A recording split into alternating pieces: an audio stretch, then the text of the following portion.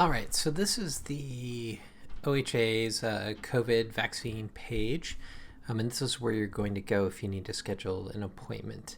And I'll walk you through a little bit of how this works, and then later walk you through some of the challenges. I'm going to do it right now because I just checked and there were appointments available, so I can show you a little more than I could otherwise. So the first thing is you can scroll down the page. It's got a lot of good information in it. In particular, you should check to see whether you are actually somebody who is in group phase 1A, or I guess if you're in group 1 of phase 1B, you can schedule an appointment right now. Most people aren't, but there are some who are in 1A or the first group in 1B, and you can start. You can either click on this Let's Get Started button here, or you can click on this chat window. They both do the same thing. Unfortunately, if you are using a screen reader, this doesn't work at all. So they've got some accessibility problems. Then you go to the chat. This chat contains some really useful information. A lot of it though is repeated in the page. So if you've already read through the page, you may find that it's a little repetitive. So it's going to ask what you want to do. You want to get vaccine eligibility.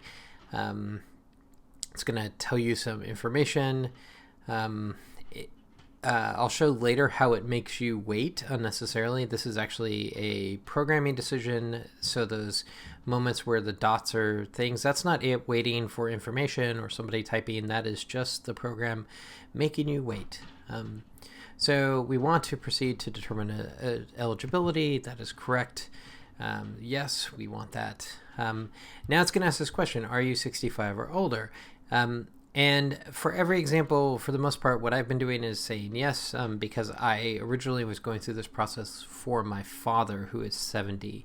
And I was going through it because he qualifies actually in group 3 here, because he receives services at home. He's on oxygen. He has a trach.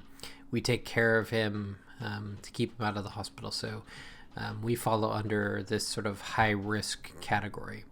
So 65 or older, yes. Now, the first thing you're going to see when it starts answering this question is, like, based on your answers, you're not currently eligible. Well, all I did was say yes, that I'm over 65, and then it provides a bunch of information about when these other ones are. If you don't read carefully, the first time I encountered this, I thought that this meant that we weren't able to get the vaccine, but in fact, this is just like... The first question is stupid because the answer, whether it's yes or no, is still, like, basically you're not eligible, because you're not eligible based on whether you're 65 or older anyways. So then the next question is, would you like to determine if you qualify on other criteria? Yes, that's actually why we're here. So at this point, then it's going to ask you, like, what type of work you do and if there are other ways that you might be eligible. So the first bit is, like what kind of settings you might be. Are you a first responder? Are you correctional places that you might find somebody who fits into group 1? Or I guess actually the education people are in, or phase 1, education people are in phase 1B.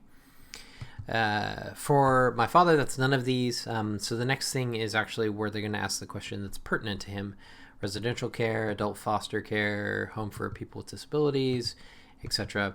In this case, what applies for us is paid or unpaid caregivers, or adults and age eligible who have medical condition that receive services in their home. This is absolutely what we're dealing with. So adults, age eligible.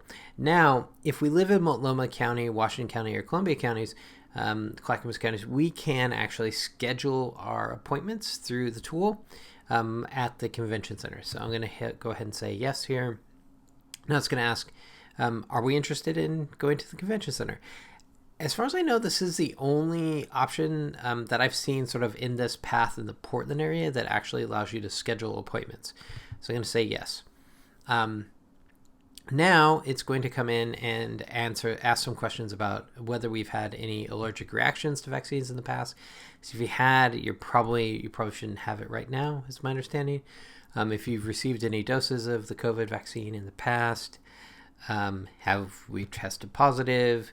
And then I think the last one, have you, yeah, exactly, other vaccines? And then finally, like, have you been in close contact with somebody who's tested positive? We are paranoid, so we've not had any contact with other people. Now it's finally going to say, hey, you are cleared to schedule your vaccine. If there are no appointments, check back daily. So this is where now you get the button to schedule now. All right, so this is the scheduling interface for scheduling COVID vaccines at the convention center. So if you are lucky enough to see open appointments, and like I said earlier today, there were no open appointments, and now there are some open appointments, you can go in here and you can schedule it. So I'm just going to sort of walk through this to show you. I'm not going to actually schedule an appointment because I don't need to schedule one right now. Before I go in, I want to show you that up here there's this little bit in the URL.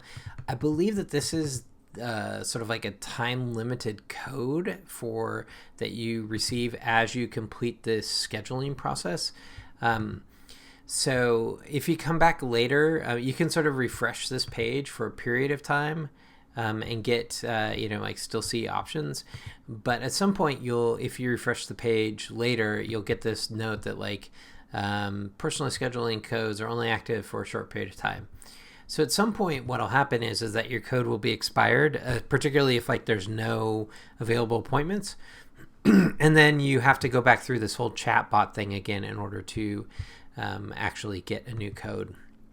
So I'm going to select, like 2:15 time slot, and I'm going to say that it's for the COVID vaccine. Click schedule it. Now it's got the option of my health account or continue as a guest. If I was with Legacy Health, like I could log into my health. And I assume that things might be a little bit faster if that was the case. I'm going to continue as a guest. Testing. So ask for first name, last name, Testorama. Date. I'm just going to enter in some fake information here. 1, 2, 3, 4, 5, 6, 7, 8, 9, 0. Testing at example.org. One of the things that sort of the whole reason why I've been spending so much time looking for this, trying to find open appointments, even though I've already scheduled my appointment, was because I wanted to be able to help my in-laws. I felt like it's kind of hard to complete this process.